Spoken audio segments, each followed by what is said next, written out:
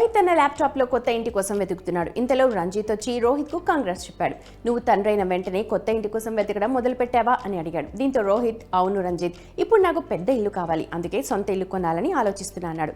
దీంతో రంజిత్, ఇది మంచి ఐడియా. రోహిత్ రంజిత్ని ఇంటి విషయంగా అడిగాడు.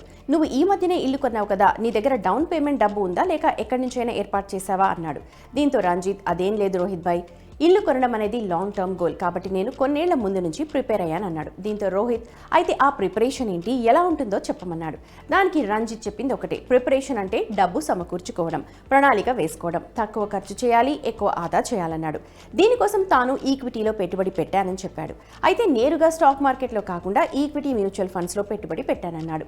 ఇతర ఆస్తుల కంటే ఎక్కువ రాబడినిస్తుంది కాబట్టి ఇది మంచి ఆప్షన్ అని చెప్పాడు. హోమ్ లోన్ ఇంకా కొంత పెట్టుబడితో రంజిత్ తన సొంత ఇంటి కలను నెరవేర్చుకున్నాడు. ఎందుకంటే ఇల్లు కొనడం అనేది ఒక పెద్ద ఆర్థిక నిర్ణయం. అది కేవలం హోమ్ లోన్ వస్తేనే కొనలేం. శాలరీ తీసుకునేవారు ఒకేసారి భారీగా డౌన్ పేమెంట్ చేయలేరు. ఒకేసారి పెద్ద మొత్తం కనుక గృహ రుణం, పెట్టుబడి, ఈ రెండింటి కలయిక ఖచ్చితంగా అవసరం. మరి ఈ కాంబినేషన్ని రోహిత్ ఎలా సాధిస్తాడు అనేది ఇప్పుడు క్వశ్చన్. ఇంటి డౌన్ పేమెంట్ కోసం డబ్బుని ఎలా సమకూర్చుకోవాలి, మీకోసం సరైన పెట్టుబడిని ఎలా ఎంచుకోవాలి, ఏ పొరపాటు జరగకుండా ఎలాంటి చర్యలు తీసుకోవాలో ఈ వీడియోలో చూద్దాం. ఇల్లు కొనడానికి ధరలో కొంత భాగాన్ని ముందస్తు డౌన్ పేమెంట్ ద్వారా చెల్లించాలి. ఈ డౌన్ పేమెంట్ ఎంత ఎక్కువ ఉంటే మీరు హోమ్ లోన్ ఈఎంఐ భారాన్ని అంత ఎక్కువగా తగ్గించుకోగలుగుతారు. మీరు ప్రాపర్టీ ధరలో 60% డౌన్ పేమెంట్ చేసి మిగిలిన 40% బ్యాంక్ లోన్ ద్వారా చెల్లించండి. అప్పుడు గృహ రుణం బాగా తక్కువగా ఉంటుంది. దానిపై మీ వడ్డీ ఖర్చులు తక్కువగా ఉంటాయి. డౌన్ పేమెంట్ మొత్తానికి జోడించడానికి ప్రతి నెల నిర్ణీత మొత్తాన్ని పెట్టుబడి పెట్టొచ్చు. సిస్టమాటిక్ ఇన్వెస్ట్మెంట్ ప్లాన్ లేదా ఎస్ఐపి అనేది నెలవారీ ప్రాతిపదికన పెట్టుబడి పెట్టడానికి ఒక గొప్ప మార్గం. ఇది ఇంటి ధరలో 60% వరకు డౌన్ పేమెంట్ని సేకరించడంలో సహాయపడుతుంది.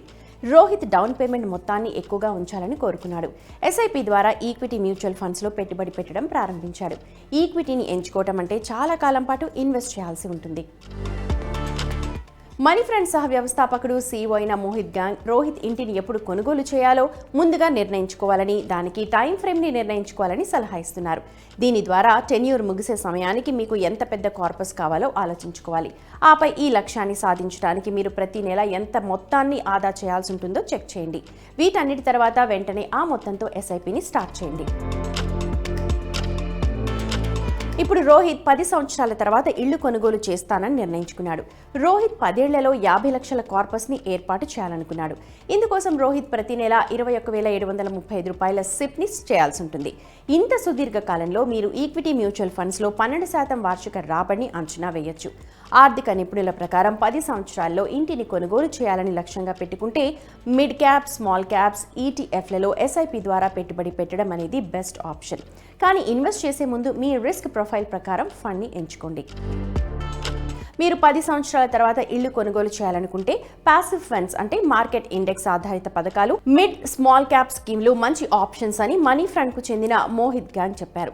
ICICI Prudential Nifty 50 index fund, UTI Nifty 200 momentum 30 index fund, DSP mid cap, Tata small cap వంటి పథకాల్లో పెట్టుబడులు పెట్టొచ్చు. ICICI Prudential Nifty 50 index fund ఒక సంవత్సరంలో 29.75%, 3 సంవత్సరాల్లో 15.23%, 5 సంవత్సరాల్లో 14.71% రాబడిచ్చింది. మిడ్ క్యాప్ ఫండ్ సంగతి చూస్తే DSP మిడ్ క్యాప్ ఫండ్ ఒక సంవత్సరం రాబడి 38.72%, 3 సంవత్సరాల్లో 14.67%, 5 సంవత్సరాల్లో 16.25% రాబడిచ్చింది.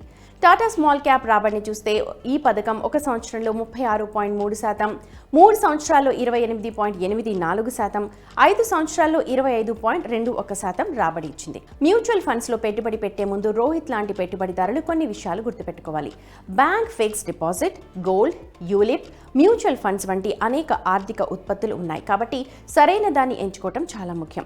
మ్యూచువల్ ఫండ్లు సాంప్రదాయక ఆర్థిక ఉత్పత్తుల కంటే మెరుగైన రాబడిని అందించగలవు. కాబట్టి మ్యూచువల్ ఫండ్స్లో పెట్టుబడి పెట్టడం ఉత్తమం అని చెప్పాలి. కానీ ఈక్విటీ మ్యూచువల్ ఫండ్స్లో ఇన్వెస్ట్మెంట్ రిస్క్తో కూడుకొని ఉంటుంది. వీటిలో పెట్టుబడులు దీర్ఘకాలం ఉండేలా ఇన్వెస్టర్లు చూసుకోవాలి. ఇలా చేస్తే మార్కెట్ల హెచ్చు తగ్గులను అధిగమించడంలో ఇది సహాయపడుతుంది. ఇంటిని కొనుగోలు చేయడానికి కార్పస్ను ముందుగానే సిద్ధం చేయాలి. దీనికోసం పెట్టుబడిని ముందుగానే ప్రారంభించాలి. అప్పుడే మీకు కాంపౌండింగ్ ప్రయోజనం దక్కుతుంది. ఎస్ఐపి ఇన్వెస్ట్మెంట్లను క్రమబద్ధంగా చేయండి. మీ పోర్ట్ఫోలియోను వివిధ పథకాల ద్వారా వైవిధ్యంగా ఉంచండి.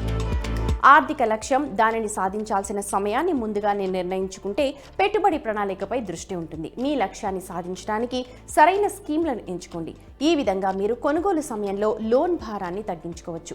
ఇల్లు కొనాలంటే ఇన్వెస్ట్మెంట్ ప్లానింగ్ తప్పనిసరి. కాబట్టి ఎలాంటి ఇన్వెస్ట్మెంట్ విషయంలోనైనా ఏదైనా గందరగోళం ఉంటే ఫైనాన్షియల్ అడ్వైజర్ నుండి సలహా తీసుకోవడానికి సంకోచించకండి.